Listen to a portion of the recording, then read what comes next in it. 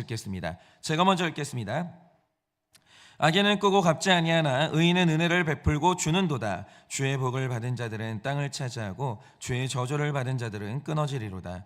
여호와께서 사람의 걸음을 정하시고 그의 길을 기뻐하시나니 그는 넘어지나 아주 엎드러지지 아니함은 여호와께서 그의 손으로 붙드심이로다.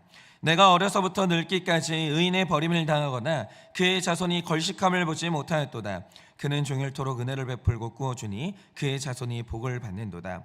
악에서 떠나 선을 행하라. 그리하면 영원히 살리니 여호와께서 정의를 사랑하시고 그의 성도를 버리지 아니하심이로다. 그들은 영원히 보호를 받으나 악인의 자손은 끊어지리로다. 의인의 땅을 차지하며 거기서 영원히 살리로다. 의인의 입은 지혜로우며 그의 혀는 정의를 말하며 그의 마음에는 하나님의 법이 있으니 그의 걸음은 실족함이 없으리로다. 악인이 의인을 엿보아 살해할 기회를 찾으나 여호와는 그를 악인의 손에 버려두지 아니하시고 재판 때에도 정죄하지 아니하시리로다. 여호와를 바라고 그의 도를 지키라. 그리하면 내가 땅을 차지하게 하실 것이라. 악인이 끊어질 때에 내가 똑똑히 보리로다. 내가 악인의 큰 세력을 본즉 그 본래의 땅에 서 있는 나무 잎이 무성한 같으나 내가 지나갈 때에 그는 없어졌나니 내가 찾아도 발견하지 못하였도다.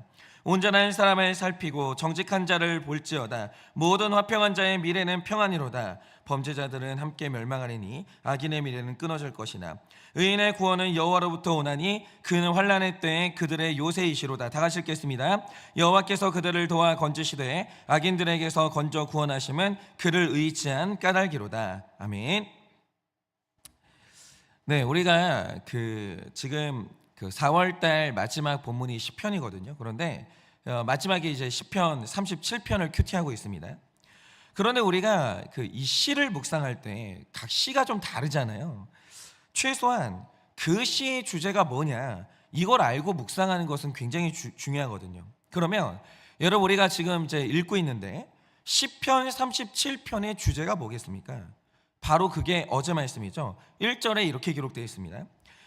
악을 행하는 자들 때문에 불평하지 말며 불의를 행하는 자들을 시기하지 말지어다. 이게 주제예요.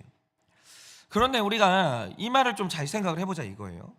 왜 다윗은 굳이 믿는 자들에게 말하기를 불의를 행하는 자들을 시기하지 말지어다, 불의를 행하는 자들, 악한 자들을 시기하지 말지어다 이렇게 말하는 이유가 뭐겠습니까? 이 이유는 살다 보니까 이 땅에서 악을 행하는 자들의 삶이 선하게 사는 사람들의 삶보다 더 풍요롭거나 더 높은 자리에 올라가거나 때로는 더 행복하게 느껴질 때가 많기 때문이에요. 그러니까 적당한 게 아니라 때로는 그들이 훨씬 더 행복하게 보일 때가 많은 거예요.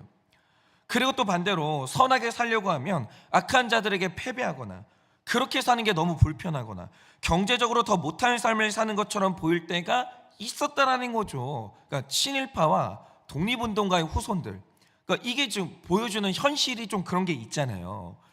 분명히 원칙대로 살았는데 의롭게 살았는데 악한 사람들보다 내가 더 못하게 사는 거예요. 이럴 때가 현실적으로 있죠. 그리고 다윗도 실제로 그런 경험을 했잖아요. 말씀대로 사는 다윗은 도망가요. 말씀을 벗어나서 사는 삶, 사울은 그를 쫓아가요. 그러니까 이런 삶을 경험을 했던 거죠. 그러니까 다윗은 믿음의 선조로서 내 뒤에 믿음의 길을 걸어야 되는 후손들에게 이 문제에 대한 답을 주고 싶었던 거예요. 모든 문제에는 답이 있거든요. 답을 주고 싶었던 거예요. 그러니까 이런 거죠. 만약에 이 세상이 동화 같은 세상이라서 하나님 믿는 믿음으로 선하게 살면 언제나 악한 사람보다 경제적으로 잘 살고, 직장 가면 믿는 자가 승진하고, 믿는 애들은 학교에서 좋은 성적 받는다, 이러면 다윗이 이런 시를 쓸 이유가 없는 거예요. 아무 필요가 없는 거예요. 이 시는 누구나 다 하나님의 뜻대로 살겠죠. 그리고 만약에 이제 특별히 우리 부모님들, 말씀대로 사는 부모님의 자녀들이 성적이 잘 나오는 복을 받는다, 그러면 우리나라 부모님들의 특성상 아마 하나님의 뜻대로 더 잘 사는 법이 뭐냐, 이거 가르치는 학원도 생길 거예요. 그런데 오늘 다윗이 믿는 자들에게 하나님의 뜻대로 살아야 된다라고 할 때 이 설득하는 시를 굳이 써야 되는 이유가 뭐겠냐라는 거죠. 하나님의 뜻대로 산다라고 해서 악한 사람보다 언제나 더 풍족하고 행복한 삶을 사는 건 아니기 때문이에요. 하나님이 믿는 택자들에게 그런 삶을 허락하지 않아요. 그러면 우리가 먼저 해명해야 될 게 이겁니다. 도대체 왜 하나님은 믿는 자가 무작정 잘 되고 악한 자는 언제나 처벌받고 망하는 이런 삶을 허락하지 않으시는 이유는 뭐냐라는 거예요. 여러분, 우리가 우리 삶의 이제 현상들을 해석할 때 절대로 잊으시면 안 되는 게 있는데, 그게 뭐냐? 자, 두 가지입니다. 일단 여기는 천국이 아니에요. 자꾸 우리가 이걸 잊어버려요. 몇 번을 말씀드려도 이걸 자꾸 잊어버리는 거예요. 여기는 천국이 아니에요. 그리고 우리의 모두는 천국에 가기 전까지 모든 사람이 다 죄의 영향을 받고 있어요. 그러니까 이 두 가지 조건을 현실로 받아들일 때 우리 삶에 일어나는 거의 모든 사건들을 해석할 수 있다라고 보시면 되는 거예요. 그러면 이 두 가지 조건이 왜 중요하냐? 한번 잘 들어보세요. 제가 여기서 하나 이제 질문을 좀 드려볼게요. 여러분은 하나님이 무섭게 공평하다는 사실을 믿으세요? 여러분 그거 믿으십니까? 저는 그 사역을 하면서 다양한 사람들의 사연을 접하면 접할수록 하나님이 만드신 세상이, 그리고 이 땅을 통치하시는 하나님이 무섭게 공평하다는 사실을 점점 더 믿게 돼요. 그러면 왜 공평하냐? 여러분이 보실 때 어떤 사람은 분명히 더 많이 가졌어요. 그리고 어떤 사람은 분명히 더 적게 가졌어요. 그러면 세상이 불공평한 것처럼 보이잖아요. 더 많이 가졌고 더 적게 가졌는데, 그러면 불공평한 거 아니냐? 그런데 여러분, 사람들이 다 자기 삶의 진실을 말하지 않아서 그렇지 이 세상에 결핍이 없이 천국을 사는 사람은, 모든 것을 가져서 이 땅에서 천국 사는 사람은 단 한 사람도 존재하지 않아요. 그거는 그럴 수가 없어요. 그렇지 않습니다.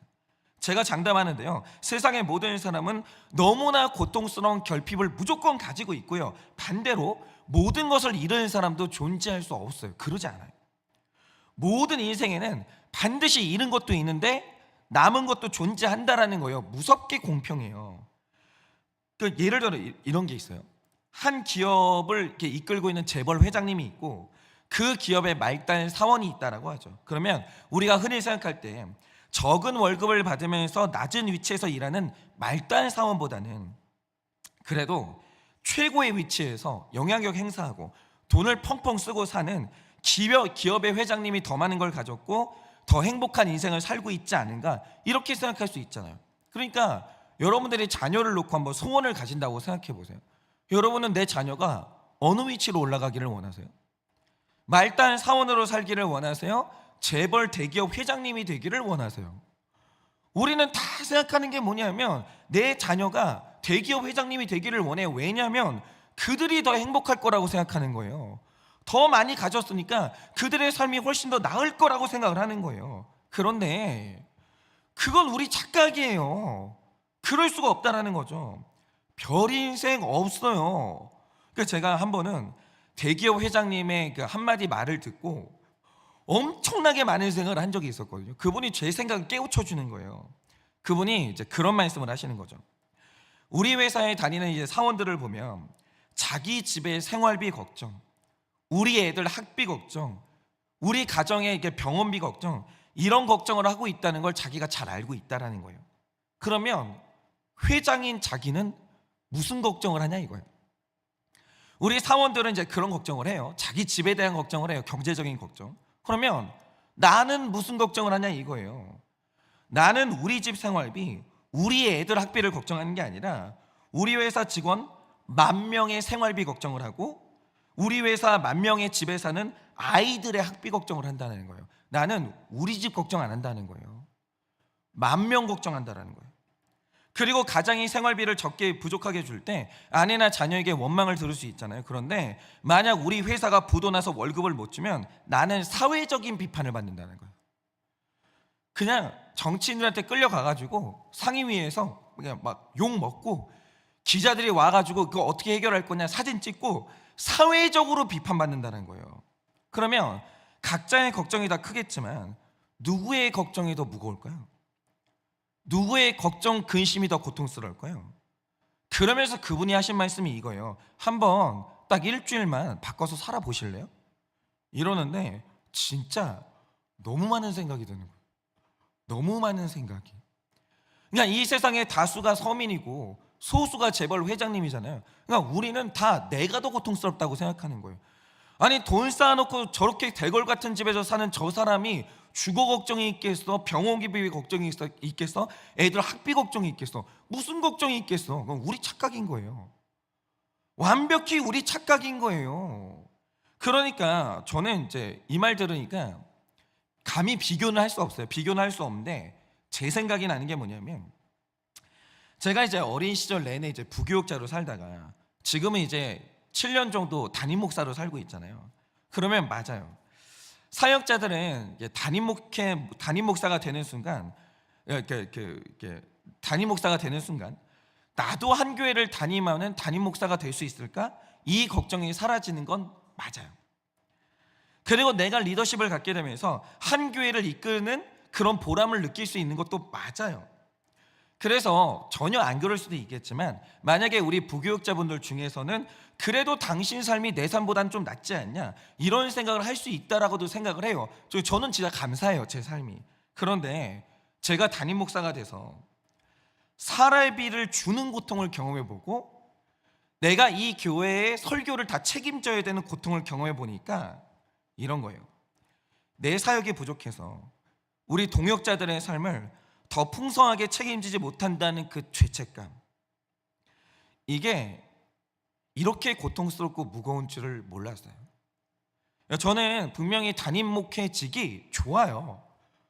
과분한 직책이라고 생각하고 되게 감사하거든요. 근데 이런 거예요. 제가 경험해 보니까 부교육자는 한 번, 두 번 설교 실패해도 돼요. 용서해 줘요, 그게. 담임 목사가 설교에 계속 실패하잖아요. 그러면 그 교회는 망해요. 그러니까 부교육자가 설교를 못한다고 그 교회가 망하는 일은 없어요. 근데 담임 목사님이 설교를 연속으로 계속 실패하잖아요. 그 교회는 망해요. 그러니까 이 짐이 이렇게 무거운 줄을 몰랐어요. 그러니까 세상에는 받는 사람의 고통도 있지만 주는 사람의 고통도 존재하는데, 어느 게 더 무겁고 고통스럽냐라는 건 측정이 불가능하다라는 거죠. 저는 분명히 이렇게 말할 수 있을 것 같아요. 똑같이 무거워요. 똑같이 고통스러워요. 인생이 별 인생 없어요. 무섭게 공평해요. 무섭게. 그런데 우리는 이제 이런 거죠. 여러분 생각을 해보세요. 앞을 못 보는 사람의 고통이 더 고통스러울까요? 다리를 못 쓰는 사람의 고통이 더 고통스러울까요? 여러분은 어느 쪽이 더 고통스럽다고 생각하세요? 답이 있어요. 내 고통이 더 고통스러운 거예요. 그러니까 사람들은 남의 고통에 대해서 관심이 없다니까요. 그러니까 내가 제일 힘든 거예요. 그러니까 사람들이 세상이 공평하다는 사실에 대해서 믿지를 못하는 거예요. 여러분, 가난한 사람의 삶에는 무시하는 사람이 많아서 고통스럽잖아요. 그런데 부자의 삶에는요, 도둑놈이 많아서 고통스러워요. 한번 생각해 보세요. 나를 무시하는 사람이 많은 게 고통스러울 것 같으세요? 내 주변에 도둑놈이 많은 게 고통스러울 것 같으세요? 우리가 한번, 여러분이 오늘 당장이라도 부유한 사람들이 모여 산다라고 하는 그 빌라촌에 한번 가보세요. 그 집들 중에서 담벼락이 높지 않은 집이 하나도 없어요. 전부 다 돈을 벌어가지고 내 집을 지으면 가장 먼저 짓는 게 뭐냐? 담벼락 먼저 지어요. 왜 그러냐? 돈이 생기는 순간 도둑놈이 많아지는 거예요. 내 주변에 도둑놈이 많아져요. 내가 가난해지잖아요. 도둑놈도 나를 안 쳐다봐요. 근데 내가 돈이 많아지잖아요. 도둑들이 우리 집만 보는 거예요. 여러분, 그걸 생각하면 돈이 없는 고통도 어마어마하지만 돈이 있는 고통도 똑같이 고통스럽다라는 거죠. 우리는 그 배려를 안 해요. 나만 고통스럽다고 외치는 거예요. 그렇지 않아요. 여러분, 세상은 누구도 다 갖지 못해요. 뭔가를 가졌으면 반드시 그만큼 잃어버리는 것이 있는 것이고, 뭔가를 잃었으면 반드시 남아있는 게 있는 거예요. 무조건 그래요. 그래서 세상은 무섭게 공평해요. 무섭게 공평해요. 그런데 영적인 부분에서는 이게 훨씬 더 확실한데, 이거는 어쩔 수가 없어요. 여러분, 사람이 건강이든 돈이든 행복이든 결핍이 생겼다라고 하죠. 그러면 어떤 일이 따라오느냐? 그 결핍의 크기를 채우는 영적인 은혜가 임해요. 그러니까 그렇게 되는 거예요. 이게 은혜가 그쪽으로 몰리는 거예요. 내 결핍의 크기만큼 말씀이 내 말씀으로 크게 들리고, 결핍의 크기만큼 기도의 힘이 간절해지고, 결핍의 크기만큼 하나님 나라에 대한 소망이 되게 커져요. 되게. 그런데 만약에 내가 이 땅에서 평안하고 이 땅에서 결핍이 적다, 그러면 딱 이 땅의 것이 채워진 만큼 영적인 상실이 일어나요. 그거는 어쩔 수가 없어요. 그만큼 영적인 결핍이 거대해지는 거예요. 이 땅에서 가진 것만큼 영적인 상실이 일어난다라니까요. 여러분이 한번 해보세요. 여러분이 오늘이라도 자식 걱정 없고, 먹을 것 걱정 없고, 주거 걱정 없고, 건강 걱정이 없다라고 하죠. 그러면 그거 이 땅에서 누리는 천국 맞거든요. 그런데 그 사람이 아무리 애를 쓰고 바늘로 허벅지를 찔러 봐도 기도할 수 있냐? 못해요. 절대 못해요. 근심 걱정이 있는 사람은 기도의 자리에 죽어도 못 와요. 죽어도. 만약에 욕심이 있다, 그러면 올 수도 있죠. 근데 그거는 기복신앙인 거예요. 그건 기복신앙인 거예요. 죽어도 못 와요. 그리고 그런 사람에게 천국에 대한 소망이 생길 수 있냐라고 하면 그것도 불가능해요. 여러분이 한번 생각을 해보세요. 내 인생에 근심 걱정이 없고 물질적으로 풍요로웠을 때 여러분이 정말 천국을 한 번이라도 소망해 본 적이 있어요? 말씀이 내 말씀으로 들려본 적이 있어요? 그런 일은 일어나지 않아요. 왜냐? 세상이 무섭게 공평하거든요. 무섭게. 그러니까 세상에서 천국이 펼쳐지면 하늘 천국이 사라진다니까. 안 보여요. 그게 무서운 거예요. 그런데 만약에 내가 영적인 복을 받아야 된다, 반드시 어떤 결핍이든 고통이든 그게 내 삶에 와야 되는 거예요. 세상은 애누리가 없어요. 완벽하게 공평하고 무섭게 공평하다라는 거죠. 그런데 다윗이 살아봤어요. 이런 거예요. 우리가 어쩔 수 없이 죄인이라서 하나님의 뜻대로 선하게 살아야 되는 이유를 찾을 때, 초신자 때부터 천국이 이유가 되고 하늘의 상을 이유로 말한다, 당최 와닿지를 않아요. 당최.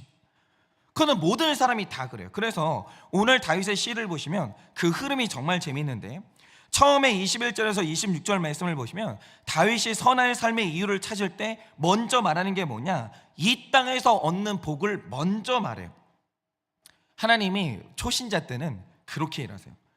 내가 말씀대로 살았더니 21절 말씀처럼 하나님이 상으로 물질도 좀 주시고, 22절 말씀처럼 경쟁에서 승리하는 순간도 주시고, 25절 말씀처럼 사람들에게 사랑도 받고 인정도 받는 거예요. 말씀대로 살았더니 처음에는 이 세상 복을 상으로 허락하시는 거예요. 그런데 여러분, 제가 왜 초반의 이야기를 왜 해드렸겠어요? 우리가 다 악하기 때문에 세상의 복을 계속 받으면 처음에는 그게 하나님이 나를 사랑하시는구나, 이 증거도 되고 말씀대로 살아야 되는 동기도 돼요. 처음에는 그래요. 그런데 제가 저 자신을 보고 성도님들의 삶을 보면서 무섭게 확인한 게 있어요. 그게 뭐냐? 내가 그 세상 복을 계속 받으면 언젠가 그것 때문에 하나님 떠나요. 필경 그래요. 저는 이게 어김이 없는데, 어떤 분이 기도 열심히 한다라고 하죠. 이유가 뭐냐면 하나님한테 볼 일이 있어서 그래요. 그런데 고난 끝나고 힘든 거 결핍 다 채워지고 하나님한테 볼 일 없어지잖아요. 기도하러 안 와요. 절대 안 와요. 그 사람이 다음에 기도하러 오는 때가 언제냐? 볼 일 있을 때 다시 와요. 어쩔 수가 없다라니까요. 어쩔 수가 없어요. 내가 그 세상 복을 계속 받으면요, 그것 때문에 하나님을 떠나고, 그것 때문에 큐티야 기도 안 하고, 그것 때문에 결국에는 죄 짓는 결론으로 가요. 저는 이 법칙에서 벗어나는 사람을 본 적이 없어요. 본 적이 없어요. 처음에 힘들고 어려울 때 하나님이 세상 복을 주세요. 다들 하나님 덕분이라고 그래요. 아, 이거 주님 은혜라고, 이거는 다르게 설명할 방법이 없다고. 그러면서 감사헌금하고 교회에 떡 돌리고 평생 내가 이 은혜를 잊지 않겠다고 잠시 언신해요. 잠시. 그러는 시간 지나면요, 내가 받은 세상의 복이 영적인 도구로 돌변해요. 그거는 100%예요. 그럴 가능성도 있는 게 아니라 100%예요. 이 세상 복이 계속되면 어김없이 교만해져요. 기도 자리, 말씀 자리, 목장 모임 무시가 돼요. 그러다가 어느 날 죄 지었다는 소식이 들리는데 돈 있고 자리 있으면 회개도 안 해요. 그냥 뭐 내가 여기에서 왜 욕먹고 있어야 돼? 이러면서 그냥 공동체 떠나가지고 아무 일 없다는 듯이 사는 거예요. 그러니까 여러분 잘 들으세요. 이 세상 복이라는 건요, 궁극적으로 우리가 하나님 뜻대로 사는 동기가 될 수가 없다라는 거예요. 궁극적으로는. 처음에 몇 번은 믿음이 약할 때는 그게 하나님이 살아 계시는구나, 하나님이 나를 사랑하시는구나, 하나님 뜻대로 살아야 되는 게 맞는구나, 이 동기가 될 수는 있어요. 그런데 궁극적으로는 그게 그렇게 안 돼요. 이게 나중에 계속 여기에 머물게 되면 이게 물질의 복이, 세상의 복이 오히려 하나님을 떠나는 이유가 돼요. 반드시 그렇게 돼요. 그래서 하나님이 28절 말씀처럼 영원히 보호하기로 작정한 성도들에게 주시는 복이 있어요. 그게 뭐냐? 여러분이 잘 보세요. 오늘 말씀 27절에서 31절을 보시면 갑자기 다윗 안에서 선하게 살아야 되는 이유가 달라져요. 그러니까 수준이 달라지고 클래스가 달라져요. 처음에는 내가 왜 선하게 살아야 되냐? 이 땅의 물질의 복, 이 땅에서 받는 복, 이것 때문에 선하게 사는데 27절에서 31절 말씀을 보시면 그렇게 살아야 되는 이유와 동기가 달라져요. 그러면 이곳 안에서 가장 많이 나오는 단어가 뭔지 아십니까? 바로 영원히라는 단어예요. 영원히. 27절 말씀을 보시면 영원히 살리니, 28절 말씀을 보시면 영원히 보호를 받으나, 29절 말씀을 보시면 영원히 살리로다 이래요. 그러니까 이런 겁니다. 만약에 이 설교를 듣는 분들에게 어떤 사람이 이런 말을 한다라고 하죠. 집사님, 참아. 너무 오늘 이혼하고 싶은데 딱 와가지고 그러는 거예요. 집사님, 가정 지켜. 참아. 진짜 막 너무 죄 짓고 싶은데 절제해. 선하게 살아. 정말 너무 이기적으로 살고 싶은데 물질 포기하고 나눠. 이타적으로 살아. 이게 얼마나 어렵냐 이거예요. 너무 어렵잖아요. 그런데 왜 그래야 돼요? 제가 물어본다고 해요. 그런데 그분이 이렇게 대답한다라고 하죠. 하나님이 천국에서 다 갚아주실 거야. 천국 가면 그거 다 보상받을 거야. 이런 말을 한다라고 하죠. 그럼 여러분들이 이 말 들을 때 무슨 생각 드시겠어요? 솔직히 한번 생각해 보세요.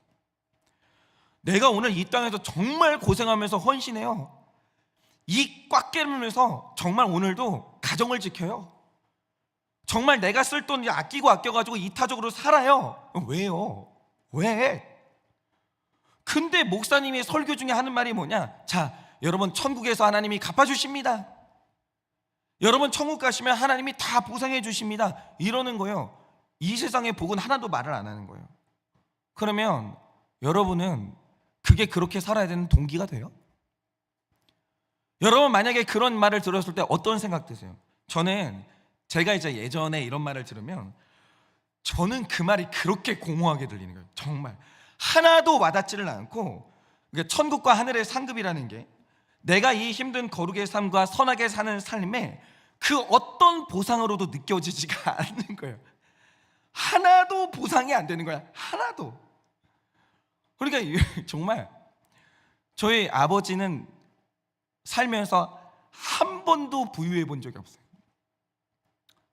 돈 걱정을 안 하고 목회를 해본 적이 없고 뭘 쌓아놓고 살아본 적이 없어요. 정말 그런 아버지의 삶이 미치게 싫었어요. 저렇게는 안 산다. 내가 만약에 저렇게 사는 게 목회라고 하면 난 죽어도 목회는 안 한다. 근데 제가 목회를 왜 했는 줄 아세요? 눈을 떠보니까 그러니까 제 생각에 그래요. 완전히 착각이었는데 대형교회 목사님들은 그렇게 안 사는 것 같은 거예요. 그럼 나는 목사할 거면 대형교회 목사하면 되겠다, 이런 생각하니까 목회한 거예요. 만약에 저더러 이 땅에서 보상 하나도 못 받고 우리 아버지 같은 목회자로 내가 살아야 된다라고 하면 나는 목사 안 했어요. 절대 안 했어요. 무슨 말도 안 되게 천국 가면 보상해 준다? 하나님이 천국에서 다 채워주신다? 그거는 제가 이 땅에서 이 고생을 하면서 살아야 될 하등의 이유가 안 돼요. 격려가 안 된다니까요. 근데 그러다가 머리가 좀 크니까 그때 드는 생각은 뭐냐? 야, 이거는 일종의 종교적인 가스라이팅이다. 이 땅에서 줄 게 없으니까 있는지 없는지도 모르는 하늘의 상에 타령을 하면서 억지로 나를 십자가로 끌고 가는구나. 하나님은 원래 나한테 줄 게 없구나. 내가 알 게 뭐예요? 천국 가면 그 상이 있는지 없는지 알 게 뭐야 내가. 그런 거 말고, 그런 공허한 소리만 하지 말고 나를 십자가로 끌고 가고 싶으면 이 땅에서 보상을 달라는 거예요. 이 땅의 것으로 나한테 증명하라 이거예요. 그거 할 거 아니면 입 다물라 이거죠. 어디서 말이지 무슨 어음 주는 것도 아니고 무슨 하늘의 상 타령을 하냐. 진짜 저는 이렇게 살았어요. 그런 게 어디 있냐 이거예요. 그러면서 막 하늘의 상 얘기를 하면 반감이 더 커지는 거예요. 나를 지금 뭐 호구로 하나. 정말 그런 시절이 있었어요. 그런데 잘 보세요. 저는 제가 확실히 느끼는 게 뭐냐면, 저는 하나님의 견인의 은혜가 있는 사람이에요. 확실히 저는 십자가를 질 사람이 아니에요.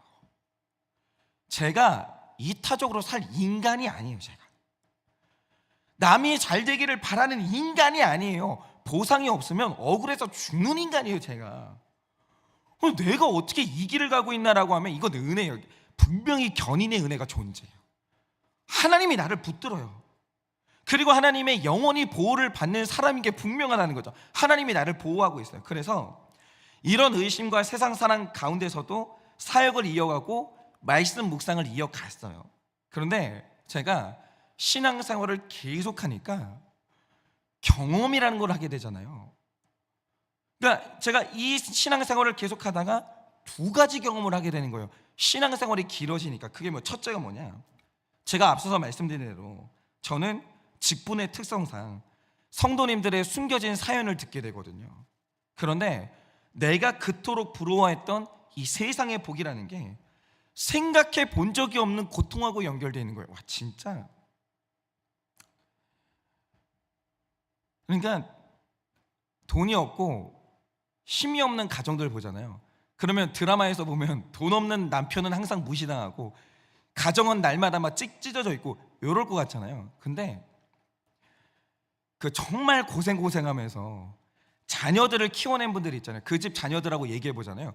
엄마 아빠 단어만 나와도 울컥해요.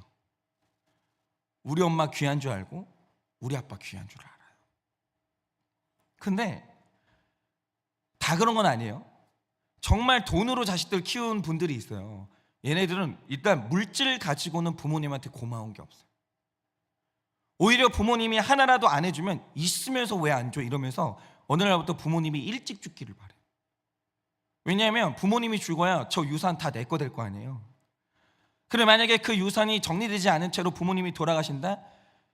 그 집안의 장례식은 난장판이 되는데 제가 그걸 봤어요. 이거를 사람들이 몰라요. 생각지도 못한 고통하고 연결되어 있고, 내가 무시했던 사람들의 삶 가운데 인생의 깊은 만족이 있는 이 진실을 보게 되는 거예요. 그들이 하나님을 봐요. 하나님을 만나요. 그래서 제가 얼마 전에도 그 목회자 자녀 한 분을 만났거든요. 그러니까 부모님이 목회자로서 성공을 못했어요. 근데 그 자녀가 내 앞에서 하는 말이 뭔지 아세요?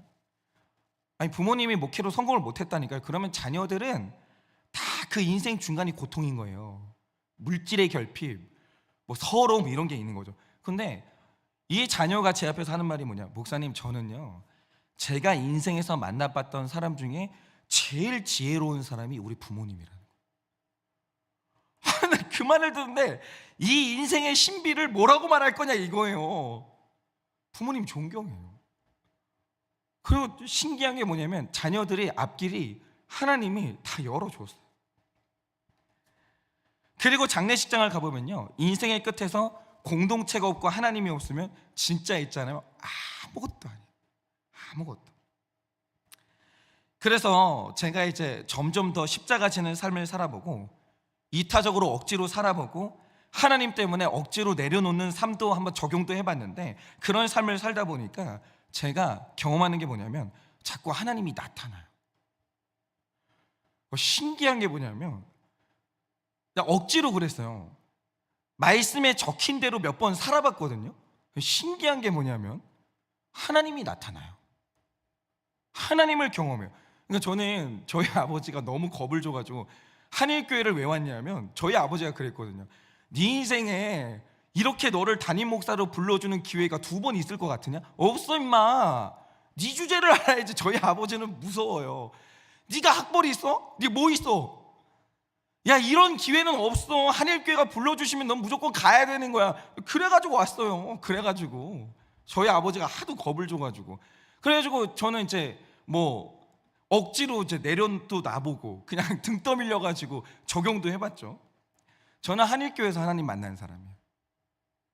한일교회에서 하나님이 저를 기다리셨는데, 저는 하나님을 만나는데, 하나님을 실제로 만난 사람하고 안 만난 사람하고는 그냥 신앙생활이 하나라고 땅 차이에요. 그러니까 신앙생활이 남이 만난 하나님을 귀로 듣는 신앙생활이 있고, 자기가 만난 하나님을 간증하는 사람이 있다고요. 이거는 클래스가 달라요.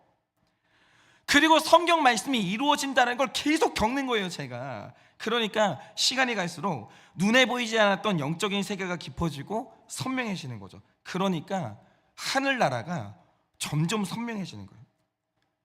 내 삶의 끝에 하늘의 상이 있다라는 게 그게 헛소리가 아닌 거예요. 내가 아는 하나님은 진짜 그게 있는 거예요. 성경이 이루어진다는 걸 믿으니까 하나님 나라가 장차 이루어진다는 게 믿어지는 거예요. 그리고 내가 사랑하는 예수님을 진짜 조금 있으면 더 만나겠구나. 이게 사역을 하면 할수록 억지로라도 성도님들 섬기는 삶을 살아볼수록 점점 선명해졌는데, 그러니까 일어난 일이 뭐냐, 저도 좀 깜짝 놀라는 게 뭐냐면, 천국이, 영원한 상의 약속이, 예수님과의 만남이 오늘 내가 선하게 살아야 되는 이유가 되더라는 거예요. 나 이런 날이 올 줄 몰랐어요. 나는 내가 이런 날이 올 줄 몰랐어요. 제가 세상을 너무 사랑하거든요. 그러니까 만약에 주님이 저에게 그랜저를 약속하신다, 그럼 나는 주 뜻대로 살았을 거예요. 근데 그 약속도 없고 아무것도 없는데, 아니 어느 날 이게 믿어지는 거예요. 하나님이 경험되니까. 천국이, 영원한 상의 약속이, 내가 너무 만나고 싶은 예수님과의 만남이 내가 오늘 이 삶을 살아야 되는 이유가 되는 거예요. 정말 되는 거예요. 그러니까 제가 예전에는요, 이 땅에서 받는 복과 증거 없이 어떻게 이 땅에서 십자가를 지냐, 이건 말이 안 된다, 이렇게 생각을 했거든요. 그리고 우리 모두에게 죽는 날까지 이 땅의 상도 필요하죠. 하나님이 주기도 해요. 그런데 다윗처럼 하나님의 보호하심을 받고 견인의 은혜가 임하는 사람에게 땅의 증거와 복을 넘어서서 이제 영원한 생명과 천국과 영원한 상이요, 이제 더 이상 공허하게 들리지 않는 날이 오는 거예요. 그런 날은 와요. 올까 싶죠. 와요. 다윗이 그날이 온 거예요. 이 땅의 복을 사모하다가 영원히가 내가 오늘도 사울을 죽이지 않고 이 윗질서를 존중해야 되는 이유가 되는 거예요. 왜냐하면 영원한 생명과 천국이 있다는 걸 다윗이 어느 날 포착을 했는데, 그게 오늘 내 삶의 이유가 되는 거예요. 오늘 내 삶의 이유가 되는 거죠. 그리고 이미 그 세계가 열린 분들이 있다라는 거죠. 그런 사람은 만나봐야 돼요. 제가 만나봐야 돼. 저는 이제 부모님이 그런 분들인 거죠. 저희 아버지는 천국 믿어요. 진짜 한번 질문하고 싶어요. 여러분은 천국 믿으세요? 그러니까 오늘 선하게 사세요. 절제하시고 죽을 것 같죠? 가정 지키세요. 왜냐하면 천국에서 보상 받으실 거예요. 예수님이 칭찬하실 거예요. 여러분이 상 받는 날 그 상이 영원히 상실되지 않아요. 이거 어떻게 들리세요? 진짜 진지하게 생각해 보세요. 이거 어떻게 들리세요? 목사님, 나는 이 땅의 행복이 중요한 사람이에요. 그렇게는 못 살아요. 내 인생 아까워서 어떡해요? 저는 이 남편, 이 아내하고 저는 못 살아요. 저는 이 땅의 행복 포기 못해요. 이런 분들 얼마나 많게요. 그러니까 제가 지금 이해를 하는 게 뭐냐면, 맞아요. 수준이 낮고 믿음이 없는 우리는 십자가를 지기 위해서 이 땅의 상과 이 땅의 증거가 필요해요. 저는 당연히 그렇게 생각을 하죠. 저도 그러니까. 그래서 지금도 하나님이 상 주시기를 바래요. 그런데 그 수준에 머물고 계시면 언젠가 여러분이 받았던 이 땅의 삶이 하나님을 향한 내 믿음을 공격해요. 그거는 미리 아셔야 돼요. 그러니까 우리 믿음이라는 건요, 잠시 21절에서 26절 말씀에 머무는 시간도 필요하지만 반드시 언젠가는 27절에서 31절의 수준으로 올라서셔야 돼요. 반드시 그렇게 되셔야 됩니다. 반드시 영원한 상과 천국과 우리 예수님과의 만남이 내가 오늘도 선하고 거룩하게 살아가는 힘이 되는 그 영역으로 들어가셔야 돼요. 그 이유가 되는 그 영역으로 들어가셔야 돼요. 그러니 오늘도 수준이 높아지셔야 돼요. 빨리 하나님을 만나셔야 돼요. 하늘 문이 열리셔야 돼요. 그 천국이 그래서 오늘 내가 선하게 살아가는 그 이유가 되셔야만 되는 거예요. 그 복을 받으세요. 그래서 천국 때문에, 나중에 우리가 장차받게 될 하나님의 상의 보상 때문에 오늘도 십자가를 질 힘을 얻는 여러분의 하루 되시기를 예수님의 이름으로 축원합니다. 오늘 수요일이니까 제가 적용 질문 드립니다. 여러분 인생의 결핍은 무엇입니까? 여러분 인생의 결핍은 무엇입니까? 뭐가 없으세요? 남편의 사랑, 아내의 존중, 자식복, 물질복, 건강의 복, 이게 뭐가 없으십니까? 그런데 인생에 남아있는 것은 무엇입니까? 여러분 남은 거 있습니다. 잃은 것도 있지만 분명히 여러분 삶에 남아있는 거 있어요.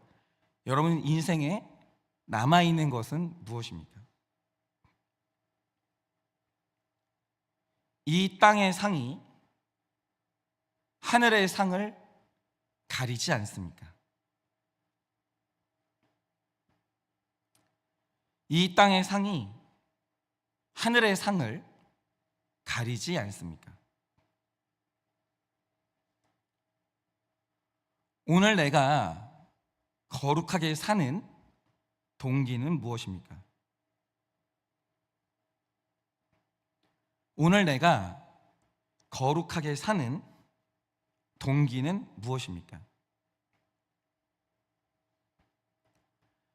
천국의 상이 거룩하게 사는 힘으로 이어지고 있으십니까?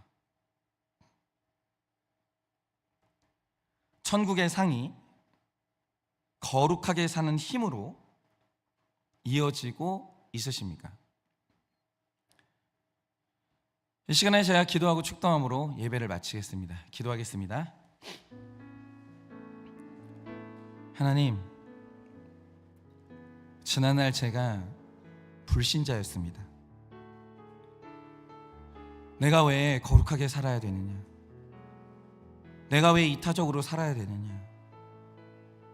내가 왜 힘들게 가정을 지켜야 하느냐라고 할 때 누군가 저에게 하늘의 보상이 있다, 천국의 상이 있다 라고 말하면 그것이 그렇게 공허하게 들렸습니다. 그것이 상이 되겠는가? 나를 속이는 것은 아닌가? 하나님이 이 땅에서 줄 것이 없으니 나를 그런 것으로 속여서 나를 하나님이 원하시는 것으로 끌고 가는 것은 아닌가? 주님, 그렇게 생각하고 살았습니다.